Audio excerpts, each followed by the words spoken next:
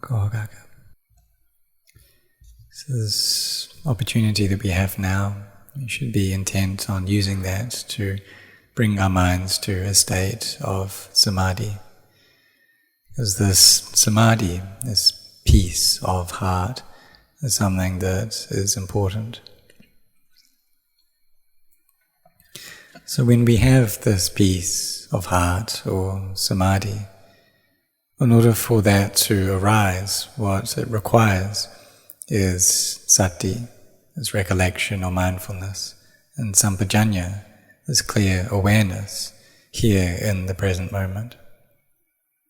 So therefore, when we're sitting in meditation, we should try to establish our minds in this awareness of the present moment. All things in the past, we shouldn't think about them. Everything that may occur in the future, we shouldn't speculate over that.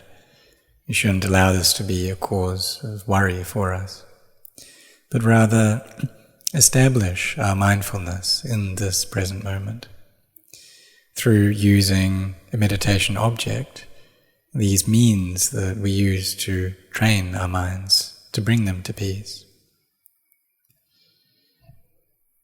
And so the awakened teachers, they taught us to have this sense of awareness, of the breath, for example, the in-breath and the out-breath, and to use that as the object of our recollection and of our awareness. Or we can also use this word buddho as well when we're sitting in meditation. And these assist us in bringing our minds to peace and establishing them. Because if the mind doesn't have these qualities of peace and firmness, then there won't be samadhi. And in that case, all of these sense impressions are able to flood into our hearts.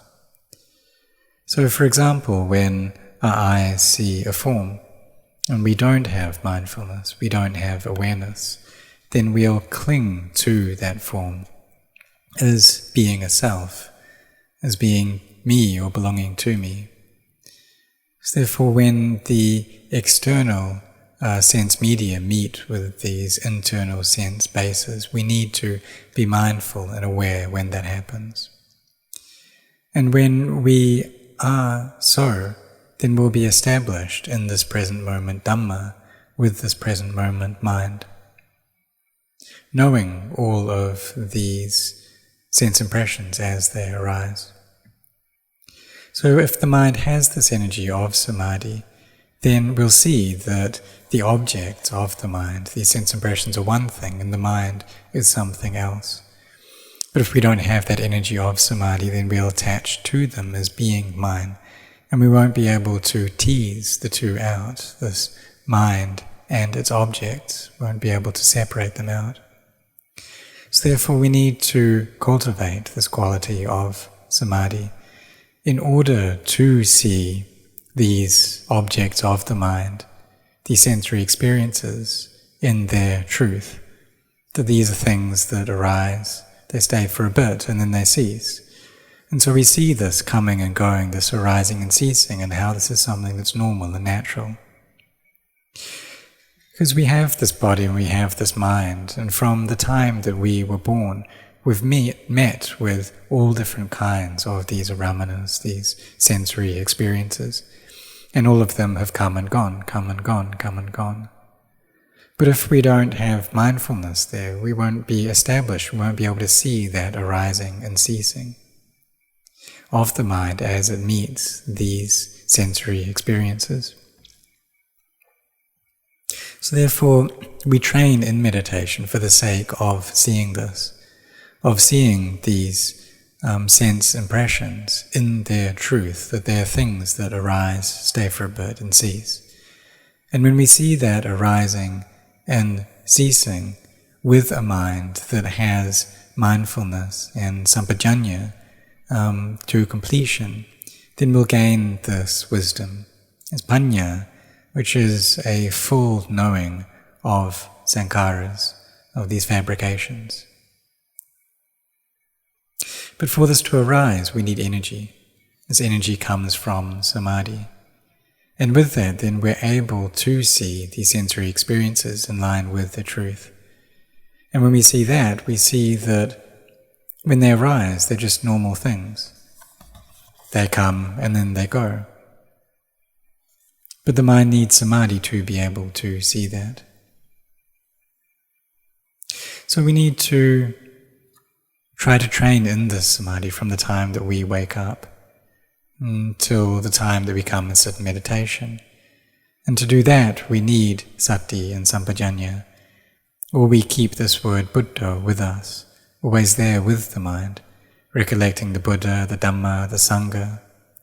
And through this, then our samadhi, our sati, mindfulness, becomes well established. And when it's well established, we're able to see the truth of these sensory experiences. So when skillful states arise, then we know that.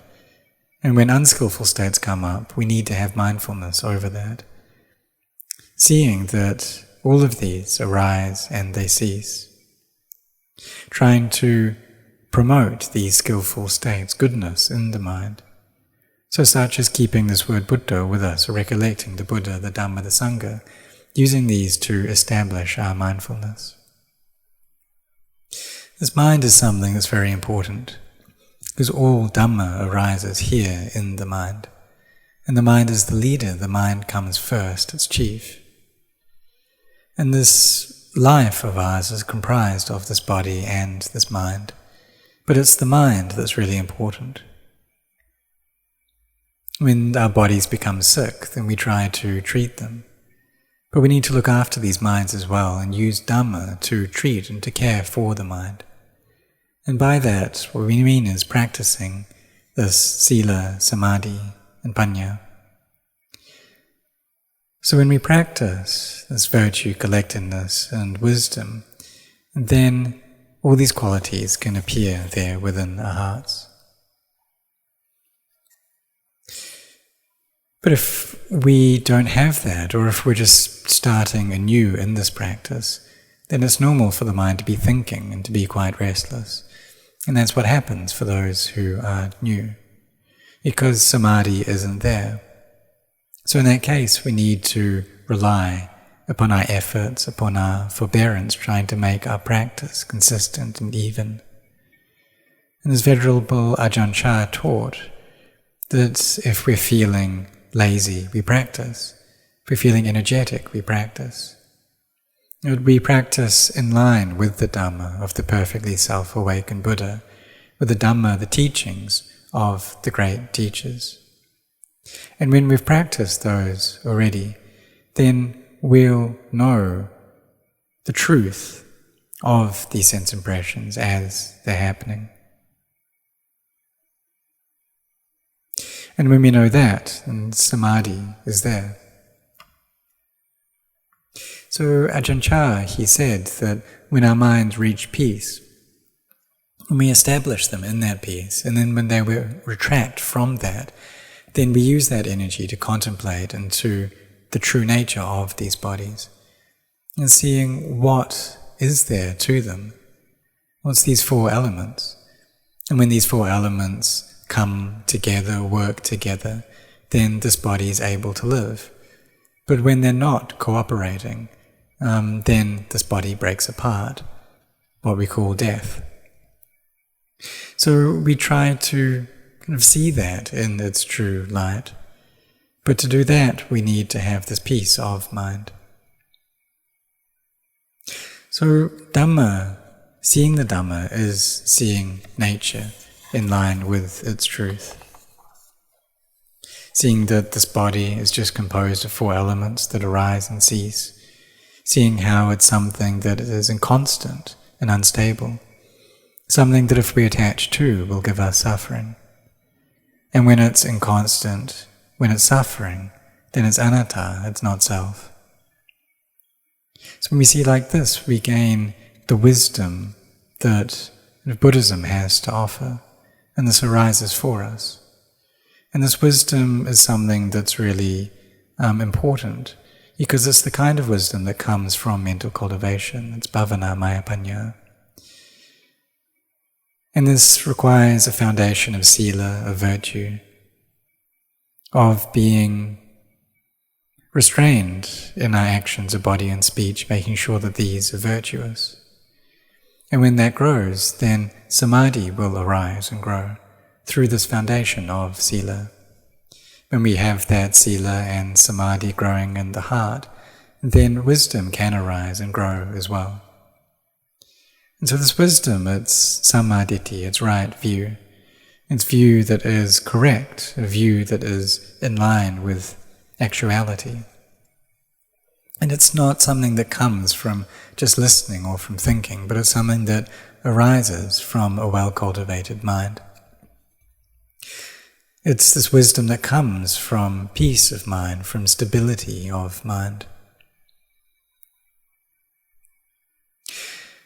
When we have that, then we see that whatever the sense impression is, whatever the sensory experience is, then we know its truth. We see it in line with its truth.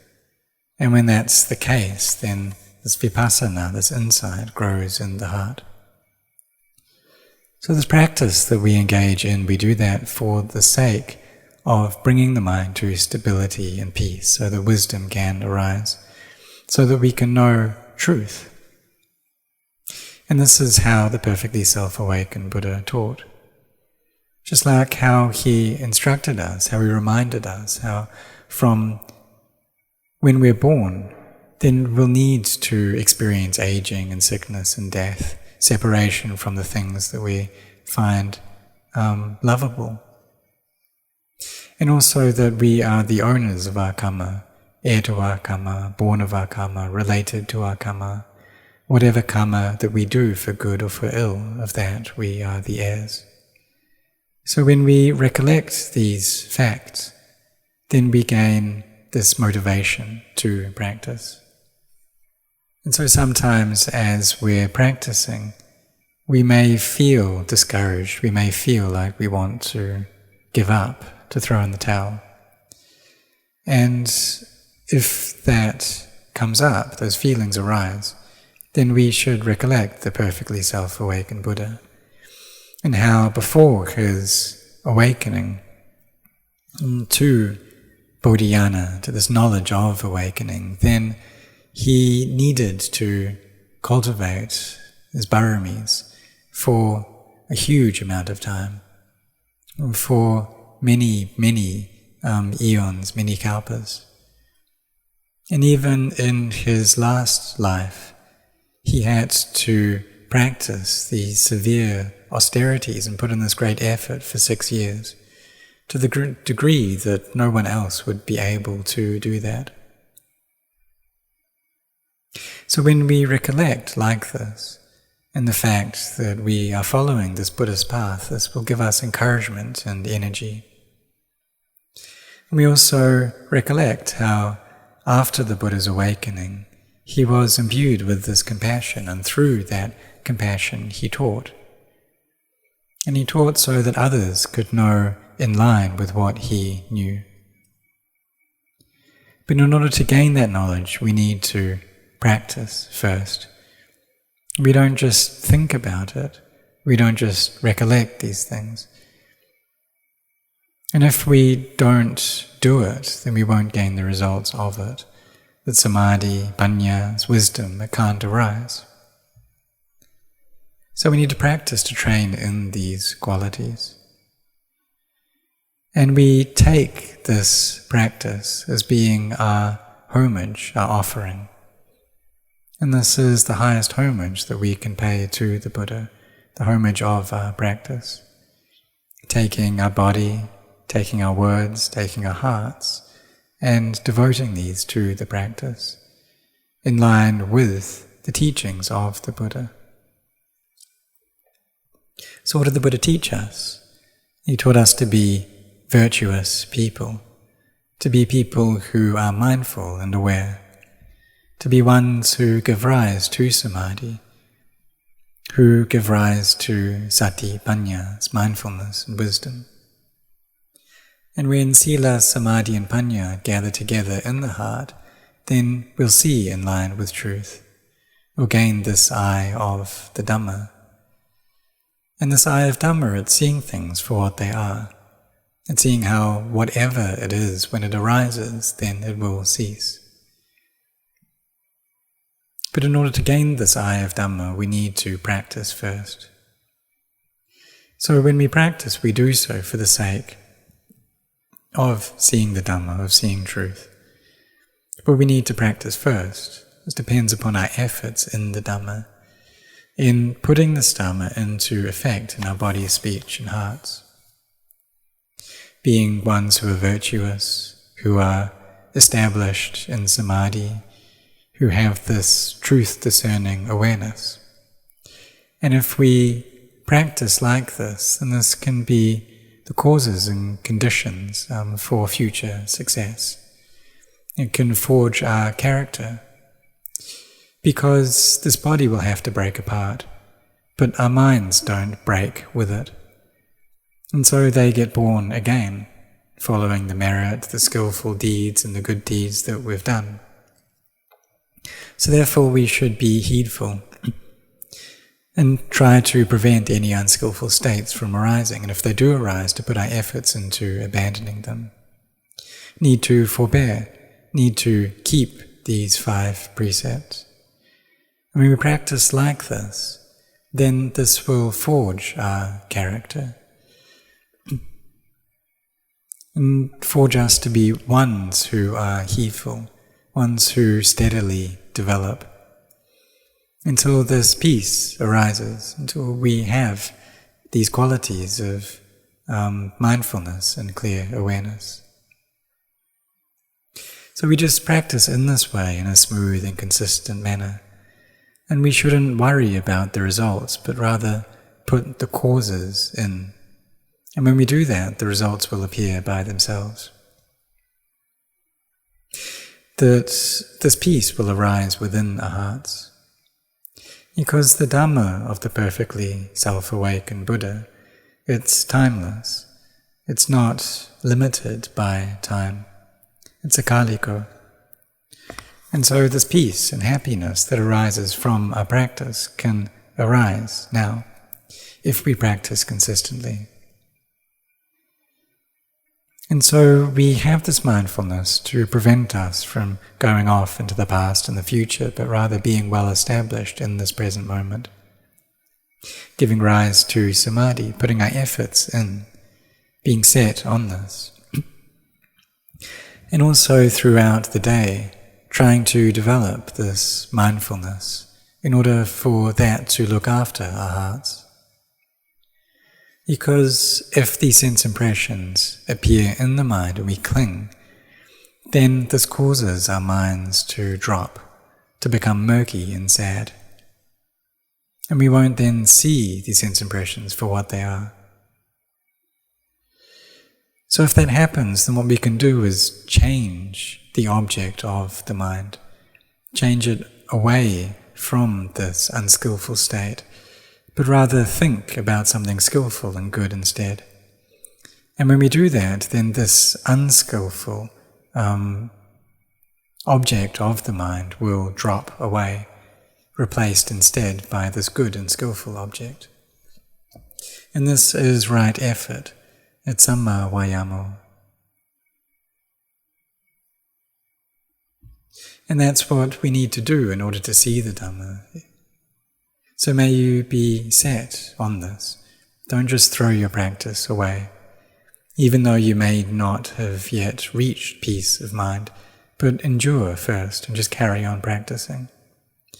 And when you do so, then peace will steadily gather in the heart.